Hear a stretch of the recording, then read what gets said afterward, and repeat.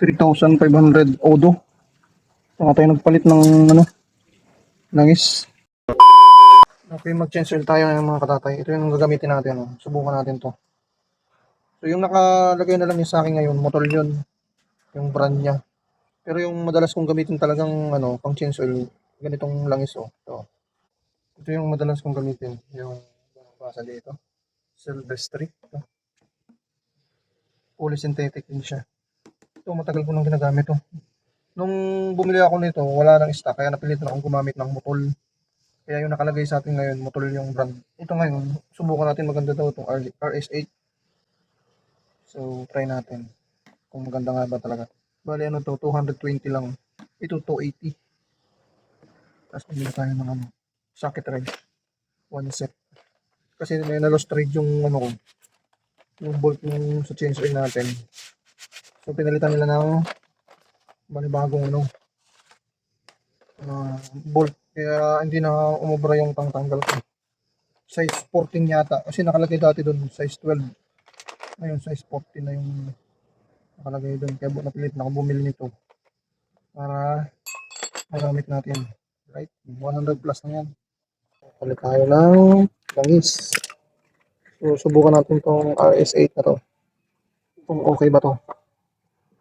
RS8. Pakaya naman. Ayan. Subukan natin yung RS8. Sensoin tayo. Review. Nalaman natin performance yan pag tumatakbo na. Kursado. Ang balik Anong pera-pera. So, wala nang tumuturo. Meron ba ba? Meron pa. Dapat pala itatagilid yung motor. Ayun, may nalabas pa. 3,500 odo. Saka tayo nagpalit ng langis.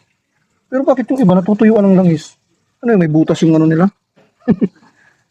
Yung dami pa yan Ang ibig sabihin, tumakbo ka ng 5,000 odo. Saka lang uubos yan. Posible naman iba natutuyuan eh. Ano ko lang, ba't natutuyuan sila ng langis? Kasi samantalang ang dami natitira 3,000 odo na yung takbo niyan. Ang dami pa rin natitira. Pero bakit yung iba natutuyuan yung malaking tanong? Ibig sabihin talagang sinasagad nila yung baka naabot sila ng 10,000 odo bago mag-change. Okay na siguro yan.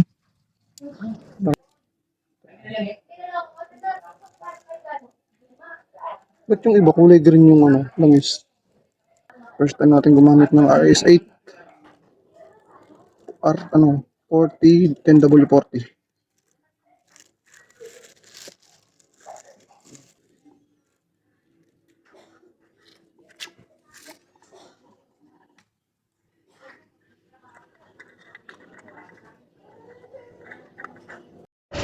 Ngayon may kita na mayroong oil change. So tatanggalin natin yan. Paano ba tanggalin yan? So i-off mo muna yung makina. Tapos i-press mo to ng long. Habang nakatingin ka dyan, on mo yung start. On mo yung start yan. Ayan. Ayun, wala na. Press mo lang yan. Saka mo i-start. 60,128. Mag-change oil ulit tayo pag nag-63 yan. Yung odo na yan. Lalabas na naman yung oil change. Tingnan yung tulog ng makina Diba?